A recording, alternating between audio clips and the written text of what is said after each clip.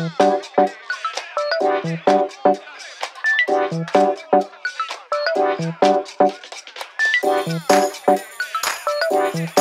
merhaba. Yeni bir Boşnak Arapçası dersiyle karşınızdayız. Bu derste imperfect ve perfect fiillerin şimdiki ve gelecek zamandaki kullanımlarını incelemek istiyorum. Hatırlıyorsanız geçmiş zamanda bir ayrım yapmıştık. Imperfect, perfect fiiller. Nasıldı? Geçmiş zaman kuralımız sabitti.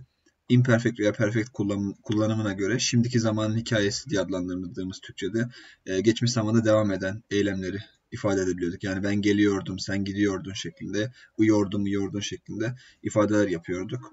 Bitmiş eylemler için de perfect fiil kullanıyorduk. Ben geldim, sen gittin gibi geçmişte olmuş bitmiş eylemleri kullanıyorduk. Şimdi gelecek zamanda ve geniş zamanda bu nasıl oluyor? Bir de bunu incelemek istiyorum. Öncelikle bir hatırlayalım. Imperfect fiilde olay neydi? Sürekliydi. Yani olay tamamlanmamış, sürekli tekrar eden bir olay olabilir.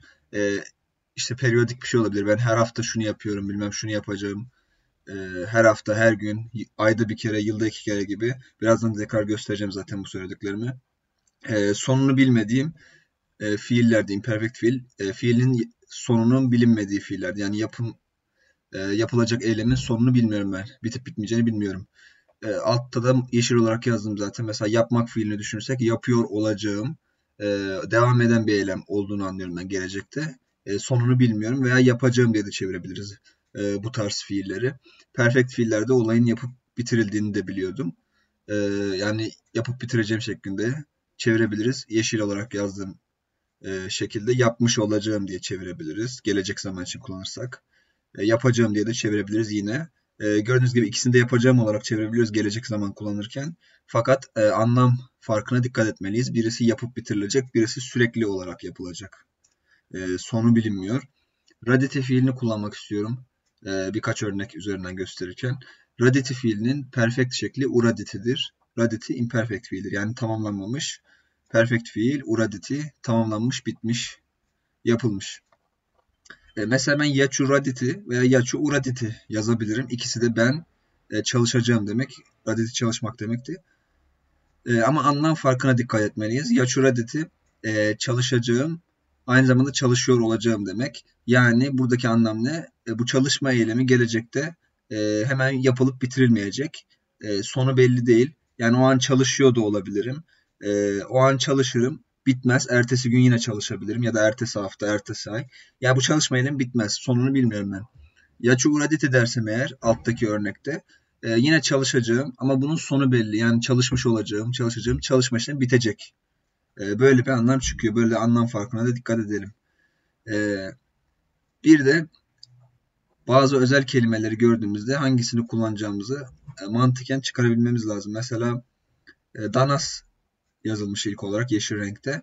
Bugün demek. Mesela ben bugün kitap okuyacağım.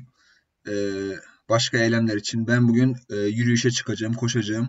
Yani bir eylemin bitirileceğini ben danas bugün kelimesiyle söyleyebilirim. Bugün bu işi bir yapıp bitireceğim. Imperfect'le de kullanabilirim, perfect'le de kullanabilirim.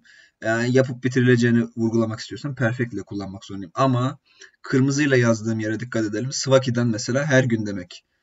Bu ne demek? Her gün bir periyot belirtir. Yani her gün ben bu işi düzenli olarak yapıyorum anlamında. Ya onun aşağısında yazdım zaten. Her gün, her ay, her yıl veya daha aşağısında her günde 2 kere, ayda 5 kere, yılda 8 kere gibi ifadeler de görebiliriz. Bunlar hep periyot bildirir. Yani günde 2 kere yapacağım, ayda 5 kere yapacağım, sürekli sonunu bilmiyorum ben bunların. Bunlar hep imperfect fiillerle kullanılmak zorunda. Çünkü sonunu bilmiyorum dediğim gibi. Perfect fiillerde sonunu bilmek zorundaydım.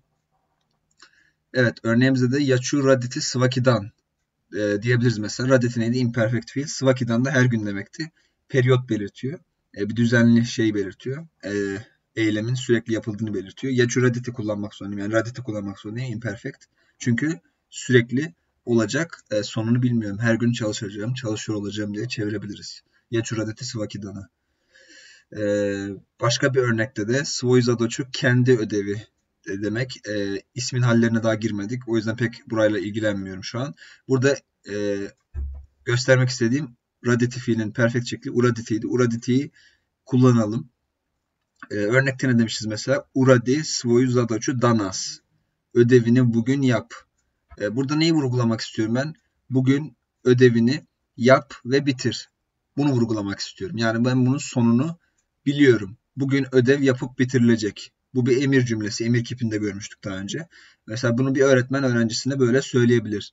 Niye uraditi kullandık? Yapıp bitirileceğini biliyoruz biz. Fiilin bitmiş olmasını istiyoruz. Bu yüzden uraditi fiilini kullandık. Eğer tekrar edecek bir fiil, bir cümle yapısı olsaydı o zaman raditi fiilini kullanırdık. Burada ama perfect şeklini kullandık. Çünkü bugün ödevi yap bitir anlamı çıkıyor buradan. Evet, genel olarak mantığı böyle. Ben gelecek zamanda kullandım. Bu son kullandığım cümlede emir cümlesiydi. Yani mantığı fiilin bitip bitmeyeceğine bağlı olarak perfect imperfect seçimi yapıyoruz. Sadece geçmiş zamanda değil, gelecek zamanda, geniş zamanda, işte emir kipinde falan da böyle değişik kullanımlar olabiliyor. Evet, bu ders bu kadar arkadaşlar. Herkese iyi çalışmalar.